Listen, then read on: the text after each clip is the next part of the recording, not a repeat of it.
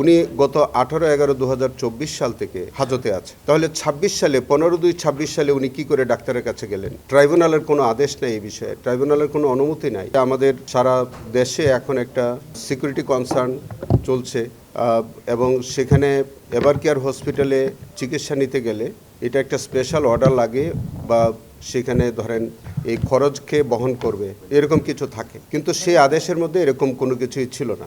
আরও আমরা দেখলাম যে সেখানে তারা যে অ্যাপ্লিকেশনটা ফাইল করেছিল যে পিজি হাসপাতালের পরিবর্তে এভারকেয়ার হসপিটালে চিকিৎসার জন্যে, তারা সেখানে কিছু কাগজপত্র তারা সাবমিট করেছে, যে কাগজপত্রগুলো আমাদের কাছে একটু সন্দেহজনক মনে হয়েছে। বিশেষ করে তারা 15/2/2026 তারিখের একটা মেডিকেল পেপার, সোকল্ড একটা মেডিকেল পেপার, একটা কেস সামারি বলে এরকম একটা তারা রিপোর্ট, এটা দেখে আমার একটা সন্দেহ হলো যে এই কেস সামারিটা 15/2/26 তারিখে কি করে ট্রাইব্যুনালে আসলো বা কি করে আসামিদের হাতে আসবে, কারণ উনি গত 18/11/2024 সাল থেকে হাজতে আছে। তাহলে 26 সালে 15/2/26 সালে উনি কি করে ডাক্তারের কাছে গেলেন? ট্রাইব্যুনালের কোনো আদেশ নেই এই বিষয়ে, ট্রাইব্যুনালের কোনো অনুমতি নাই। আমি আরও একটা জিনিস দেখলাম যে 12/2/26 তারিখে আরেকটা মেডিকেল পেপার, সেটা হচ্ছে সিঙ্গাপুর থেকে আনা, সেটাও ওই তাদের দরখাস্তের সাথে তিনি জমা দিয়েছেন।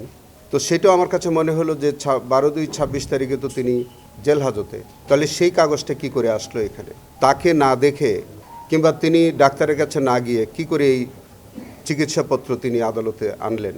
এই দুইটি কাগজ আমার কাছে মনে হয়েছে যে এটা সামহাও তারা প্রকিউর করেছে, অথবা এই কাগজগুলোর মানে যথার্থতা নাই।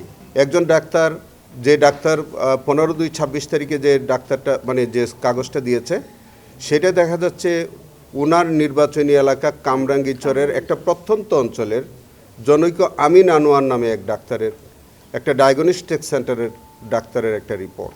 তো আপনি যখন এইখানের মধ্যে আবার শব্দটা লেখা আছে গ্যাস্ট্রিক ক্যান্সার, তো গ্যাস্ট্রিক ক্যান্সার বলে এরকম কোনো রোগের নাম আমরা কখনো শুনেছি বলে মনে হয় না। তো সব কিছু মিলে আমাদের কাছে এটা সন্দেহজনক লেগেছিল। আমরা তাৎক্ষণিকভাবে গত পরশুদিন আমরা এটা ট্রাইব্যুনালের নোটিশে আনলাম এবং এটা রিভিউ করার জন্য আমরা একটা অ্যাপ্লিকেশন দিলাম। তাৎক্ষণিকভাবে অনারেবল ট্রাইব্যুনাল তারা এটা দেখে যে আদেশটা ওনারা 9/4/2026 পাস করেছিলেন, সে আদেশটা স্টে করেছিলেন এবং তার উপরে আজকে অধিকতর শুনানি হয়েছে। শুনানির পরে সে আদেশটাকে তারা বাতিল করেছেন।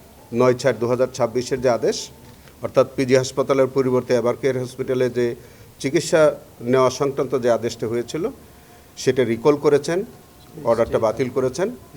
পাশাপাশি 15 দিনের মধ্যে জনাব কামরুল ইসলাম সাহেবের আইনজীবীদের কাছে তারা একটা শোকজ করেছেন বা কৈফিয়ত তলব করেছেন, যে কাগজগুলো 15/2 এবং 12/2/26 তারিখে যে কাগজগুলো তারা সাবমিট করেছে, এই কাগজগুলো কি করে হইল এটার একটা ব্যাখ্যা দেওয়ার জন্য 15 দিনের মধ্যে তাদের কাছে একটা শোকজ দিয়েছেন। এবং মিনহোয়াইল আমরা যে কাগজপত্রগুলো দিয়ে তিনি চিকিৎসা চাচ্ছেন, সেটা আমরা দেখলাম যে আসলে ইনফ্যাক্ট তার কোনো ওইরকম কোনো রোগ নাই।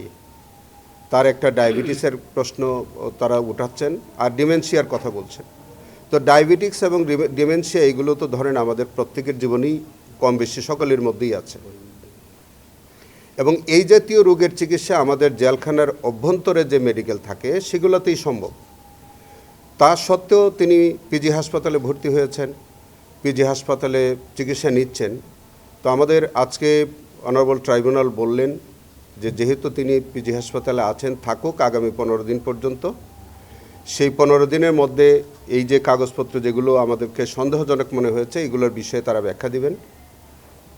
প্রকৃত রোগটা আসলে কি এই বিষয়ে কর্তৃপক্ষ পিজি হাসপাতাল থেকে রিপোর্ট তলব করেছেন এবং সেই রিপোর্ট আসা সাপেক্ষে আগামী 15 দিন পরে একটা ডেট হয়েছে, কবে?